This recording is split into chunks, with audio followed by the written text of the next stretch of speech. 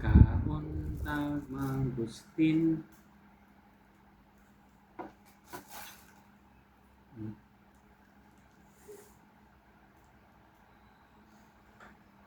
Guwapa kayo.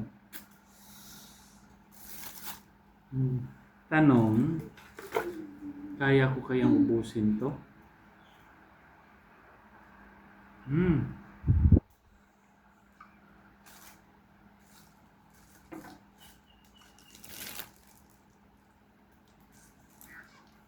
Pagising namin sa umaga, meron na nakasabit sa gate. Ito, kapitbahay.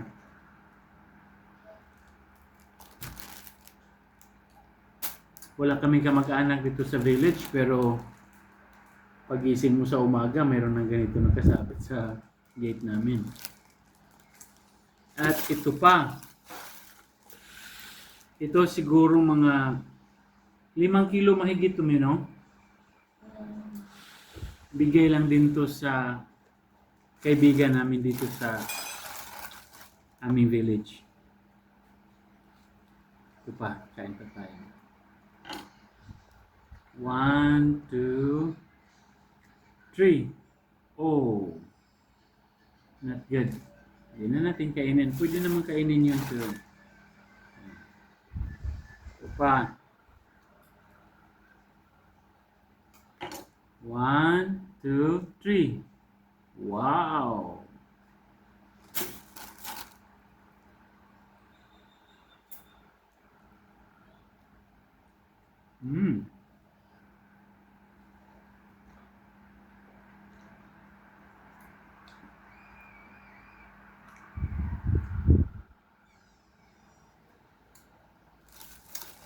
Merong ano dito meron silang sinasabi. Pag ito. Yan. 1, 2, 3, 4, 5. Ibig sabihin, pag 5 na ganyan, 5 din na hati yung sa ilalim, sa loob. Tingnan natin. 5 na 5.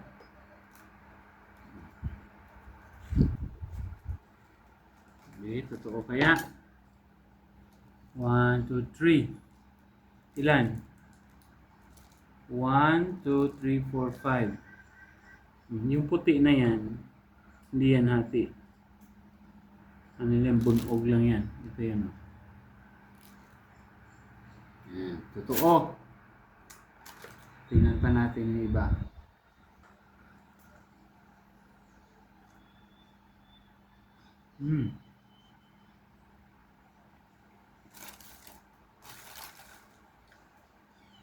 Ito. 1, 2, 3, 4, 5, 6.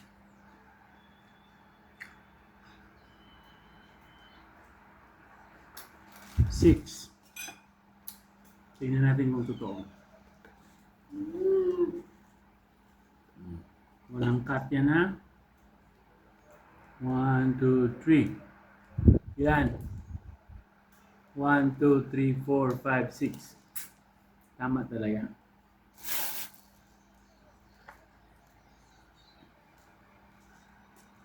Tama nga sila.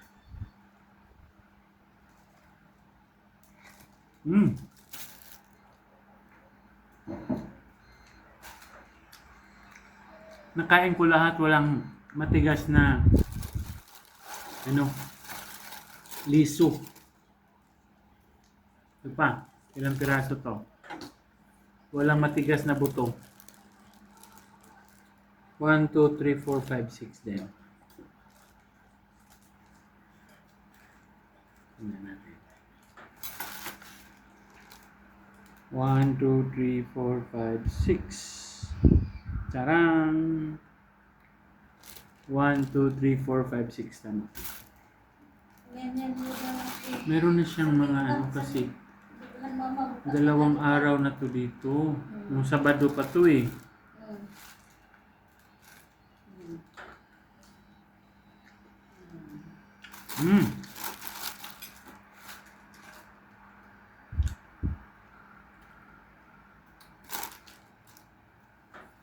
Maasim. Ito nga yung bigay sa kapitbahay. Ilan? 6 din. Yes, 6.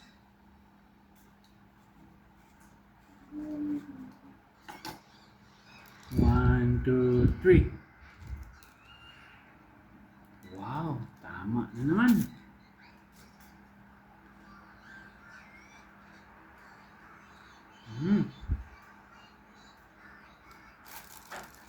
Ito yung perfect.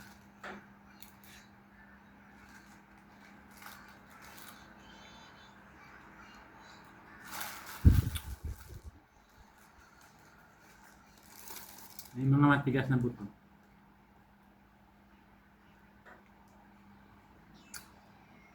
Parang kumakain ka ng santol. Okay, sinong gusto magmukbang ng ano dyan? Sinong gusto magmukbang ng mangustin? Punta na kayo dito. Libre lang yan. Oops! Nahulog!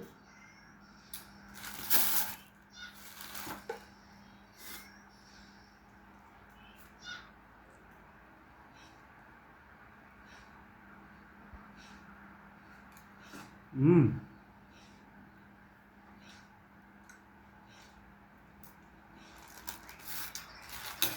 Ako, bagay ako magmukbang ng ganito kasi kahit 3 kilo, 5 kilo isang upuan yan basta hindi lang ako masyadong busog kaya. Pero yung asawa ko, 1-2 piraso wala na. Surrender na yung ngipin niya. Ito kaya, ano kayang meron dito sa loob na lumabas na yung ano niya, dagta. Oh, wala. Dito may dagta pero sa loob perfect. Pakita ko sa inyo yung balat na nakainan ko na. Napaka-juicy. Tumutulo pa yung ano niya.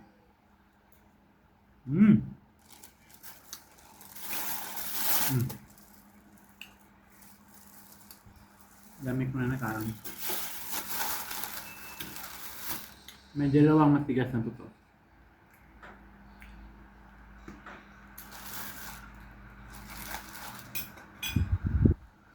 Ito maliit. 6 din. May ayaw mo kumain na eh? Perfect. Cute.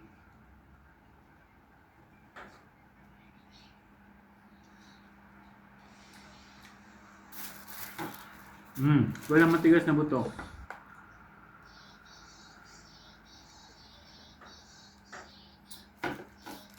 Meron palang binigay sa amin ng mga pamangkin ko.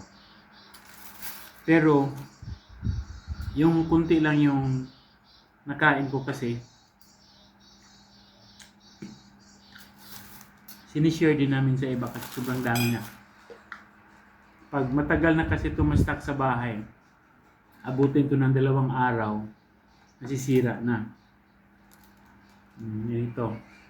Hindi naman lahat pero masasayang yung iba, masisira. Kaya sinishare namin doon sa ibang kamag-anak namin. Naman, yung sinishare namin yung binigay sa amin, kinabukasan, mas dubli pa yung, mas sobra pa, mas triple pa yung dumating sa amin. Kaya, kayo, ito matigas na, hindi na pwede. Kaya, pag mayroon kayong blessing na medyo sa tingin nyo sobra-sobra, huwag nyo nang kayong mag-alangan, ipamigay nyo na. At saka, huwag nyo namang ibenta. Kayo naman, binibigyan na nga kayo, tapos sinasamantala nyo, binibenta nyo sa mga kamag-anak nyo. Huwag na. Ibigay nyo kasi bigay yan eh. Binigyan kayo tapos ibibinta nyo. Bigay lang, bigay. Pero wala naman sigurong binibigyan na binibigyan.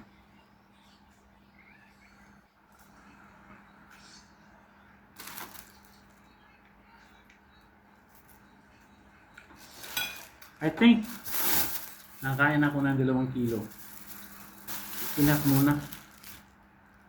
Masubrahan naman ako. Last.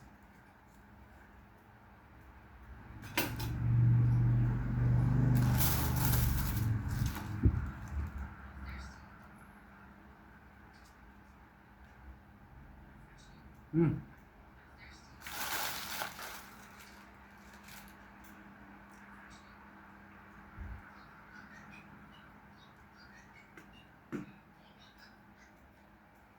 May isang buto na matigas. Hindi na kaya. Tama muna. Ano naman?